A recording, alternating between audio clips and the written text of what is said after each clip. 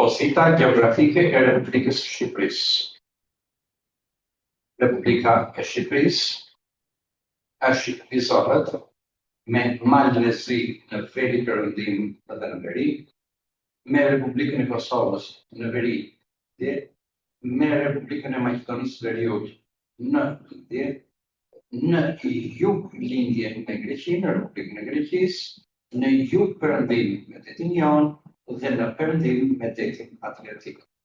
Në gjatësi veriu prej 335 km nga Vermoshi në Konispoj dhe perëndim lindje apo lindje perëndim nga Ishulli Sazani në fshatin Vërnikut dhe Vollit 150 km.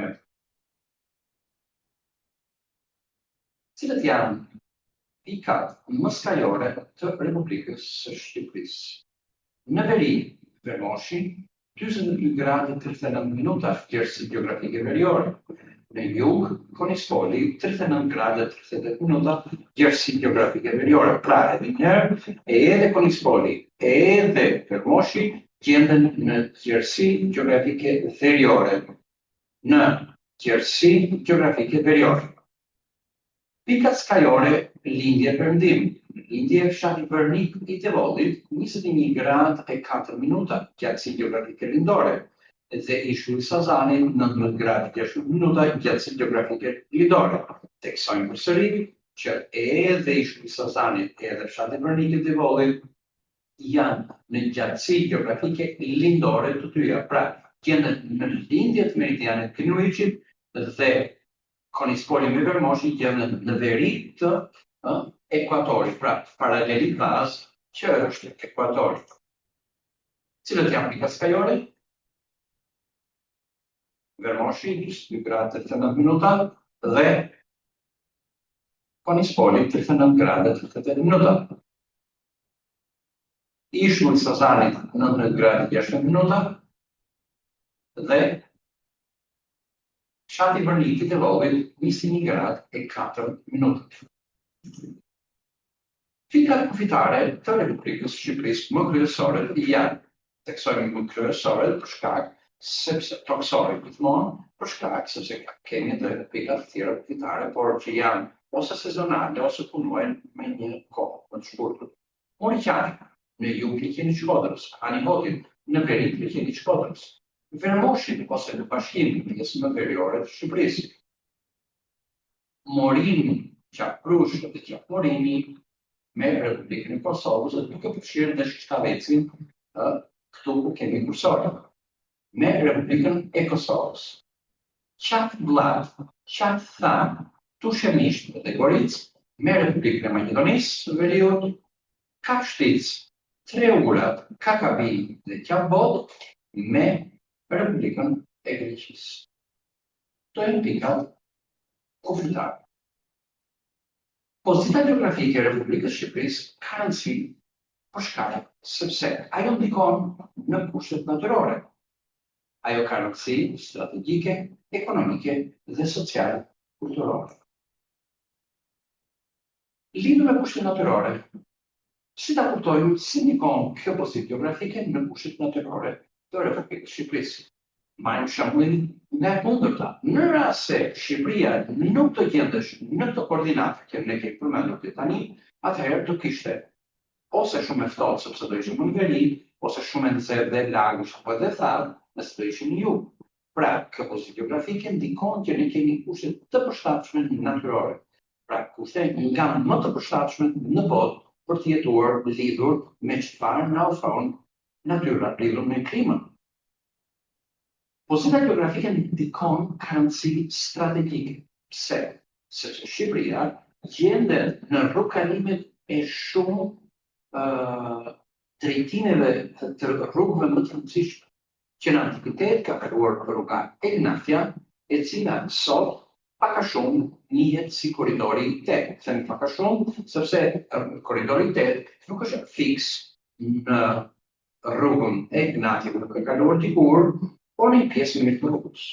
Rruga Egnatia lidhte Romën me Konstantinopolin, pra me Stambollin e sotëm, kurse korridori 8 lidh Italinë, portet e saj, me Durrësin, me anë të Bullgarisë në detin e Zi në Burgas.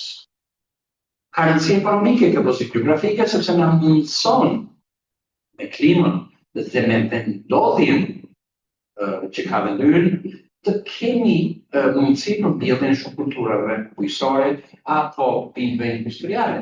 Na mundson gjithashtu që të jetë pranë tre kontinenteve, Europës, që gjenden në Europë, Asisë dhe Afrikës. Dhe mundson një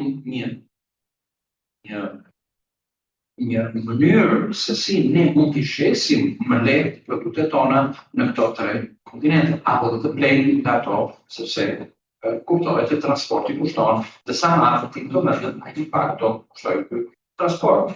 Social kulturore, që në aktivitet që janë pjesë e perëndimit marke, vestinë, osman, vazhdim, dhe këto ka mundësuar dhe shkëmbime e kulturave. Dhe sot, në kulturën tonë shqiptare, gjendet dhe kultura Europës perëndimore, Europës lindore, qendrore, por edhe element të kulturës së vendeve fqinjë. Republika e Shqipërisë është antarësuar në NATO në vitin 2009 dhe pritet së shpejti të antarësohet edhe në Bashkimin Evropian përderisa jemi pjesë e Europës. Format e organizimit administrativ të territorit të Republikës së Shqipërisë nga 1912 deri në 2014 kanë qenë disa forma të organizimit ose të ndarjes administrative të Republikës së Shqipërisë, që nga bashki, rreth, komunë, prefekturë, nënprefekturë, fuqar, etc. Shqipëria ka firmosur Kartën Europiane për vetëqeverisje vendore në maj të vitit 1998 dhe ligji i vitit 2014 me ndarjen administrative të territorit të saj. Në Republikën e Shqipërisë, ndarja administrative lidhet me sharqe si njësi më e madhe dhe bashkitë si njësi më e vogël bazë. Dikur ka qenë komuna si njësi më bazë, sot me organizimin e fundit kemi bashki. 12 qarqe dhe 61 bashki ka dhe dynë. Por, që bashkia është një unitet administrativo-territorial dhe bashkësi banorësh nga zona urbane dhe rurale. Pra një qytet, fshin, bashki ka pranë saj edhe qytetin urban edhe fshatrat rural, sipërfaqja dhe emri së cilës me ligjë pranë atij ka vendosur për këto emërtime. Por çfarë është qarku?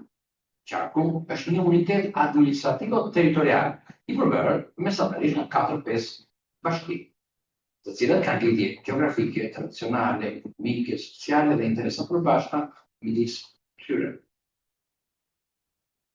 Shikojmë bashkitë dhe qarqet që bëjnë pjesë sipërfaqe sipas regjistrimit të censusit 2011 dhe regjistrit civil. Regjistri civil tregon shumë gjithmonë për shkak sepse një numër i lartë i banorëve janë një zhvendi.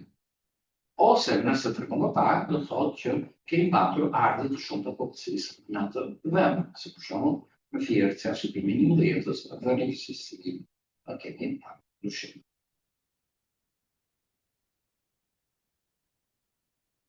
Atëherë kjo është ardhja e qarqeve. Tu vazhdojmë me prefektura, nivelet e njësive administrative sipas legjislacioneve, tek i fundit thamë komunë bashki, te i parafundit komuna dhe bashki, pse tek i fundit kemi 12 qarqe dhe 61 bashki.